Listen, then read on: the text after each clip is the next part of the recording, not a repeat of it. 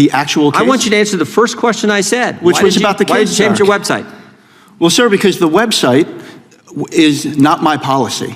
My policy, you are referring to a campaign. I think the voters might be interested in that. This is your campaign website where you said, our office will take immigration consequences into account when making charging and plea decisions. Immigration consequences were certainly part of the game here, part of the issue here with Mr. Morales-Ortiz. No, they weren't. You decided they not to absolutely prosecute. were not.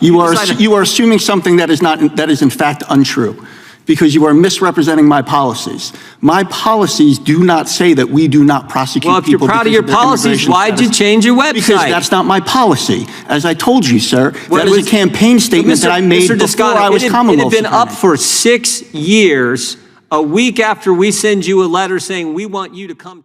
Congressman Jim Jordan just unleashed on a Virginia prosecutor after an illegal immigrant accused of murder was released from jail. And what happened next turned this hearing into total chaos. Charges in most previous cases. Completely failed Stephanie. Illegal alien with lengthy arrest record allegedly butchers woman at Virginia bus stop. And then there's a whole stack of others which I won't read, but we'll just submit for the record if that's okay, Mr. Without objection. Chairman Jordan. Thank you. Sheriff, why'd you let Marvin Morales-Ortiz out of jail? Because I received a court order, a judicial order from a judge ordering his release. Because the guy beside you wouldn't prosecute him, right? You'd have to talk to him.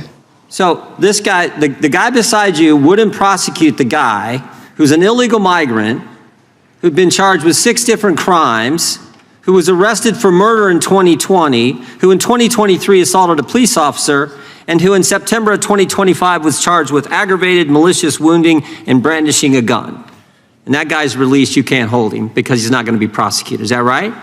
I'm not sure about, That's what you told us. You sent us a letter on March 11, 2016, addressed to myself and Chairman McClintock, and you said on December 16, 2025, the Commonwealth's attorney moved to not prosecute the charges of aggravated malicious wounding and brandishing a firearm by Mr. Morales-Ortiz. So you had to let him out, didn't you?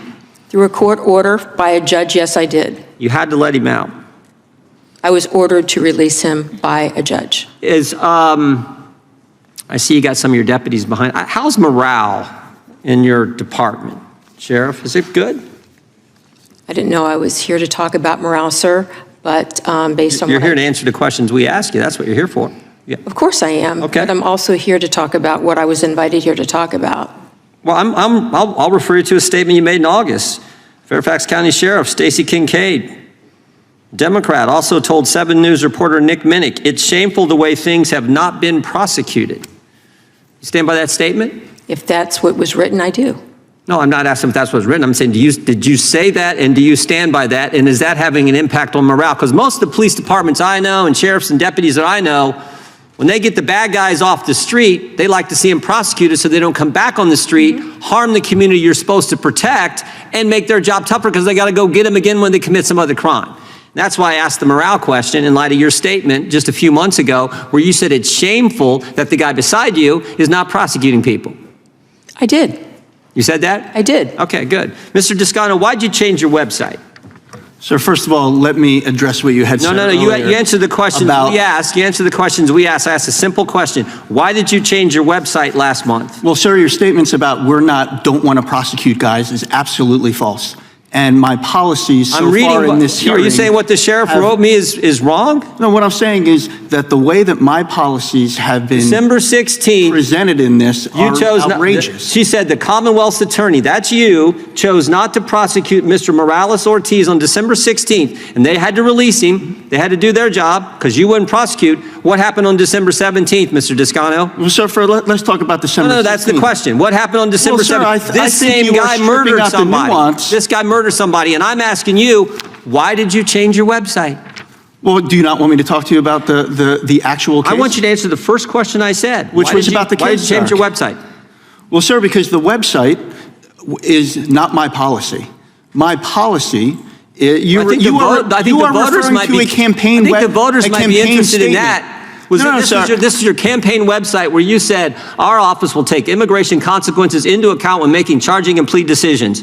Immigration consequences were certainly part of the game here, part of the issue here with Mr. Morales-Ortiz. No, they weren't. You decided they not to absolutely were prosecute. not. You are assuming something that is in fact untrue, because you are misrepresenting my policies. My policies do not say that we do not prosecute people. Well, if you're proud of your policies, why'd you change your website? Because that's not my policy. As I told you, sir, that is a campaign statement that I made before I was Commonwealth It had been up for 6 years. A week after we send you a letter saying we want you to come testify, shazam, you change it. Because I could not. Is that coincidental? Because I could not believe that people were so obtuse that they could not realize what the difference between a campaign statement and an actual office policy is. So when you make campaign statements, those aren't true? You're not being honest with your voters? That's not what I'm saying at all, sir. Sure sounded like it. Sure sounded like it. It's absolutely not. What I'm saying is that when you still haven't told me why you took it down. Because I was hoping to come here to talk about my office policies, not be distracted by a campaign statement that was made a year before I was actually Commonwealth's Attorney General and had any cases that were mine. This is almost laughable. This is your policy. You said it right here. You told the voters, if you elect me, I will take into account immigration consequences when making charging and plea decisions. This is my policy, not what you have in your hand. Oh, okay, so what you said to the voters is not real, doesn't count. No, sir, what I'm saying is that as an office holder, my office is run by my policy. Your sheriff said you wouldn't prosecute. This guy gets released, kills someone the next day. We start asking about it. You change your website and take down the statements that say you're going to take into account immigration consequences when you decide what you are going to charge. And it has been public the entire time I've been in office, sir. Gentleman's time has expired. Tonight's hearing turned into one of the most explosive immigration confrontations Congress has seen in months. Jim Jordan came prepared with documents, timelines, and direct accusations. And from the very beginning, you could tell this wasn't going to be a normal hearing. Jordan focused on one devastating question. Why was a man with a long arrest record released, only to allegedly commit murder the very next day? That question dominated the entire exchange. The hearing centered around a Virginia case involving an illegal immigrant identified as Marvin Morales-Ortiz. According to testimony discussed during the hearing, the suspect had multiple prior arrests and was facing serious charges before eventually being released.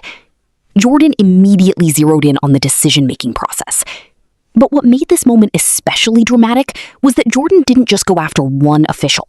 He built the confrontation piece by piece. First, he questioned the sheriff. Then, he used the sheriff's own words against the county attorney sitting beside him. And that's when the hearing started spiraling into open conflict.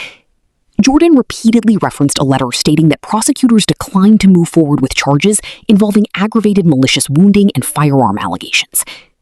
According to the testimony, because prosecution was declined, the suspect was released under court order.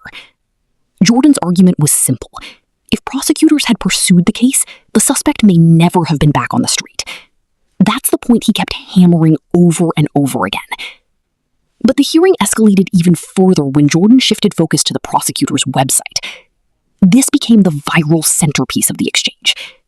Jordan accused the attorney of quietly changing campaign language after Congress began investigating the case.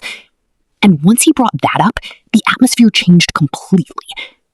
The prosecutor tried explaining the difference between campaign messaging and official office policy. Jordan wasn't buying it.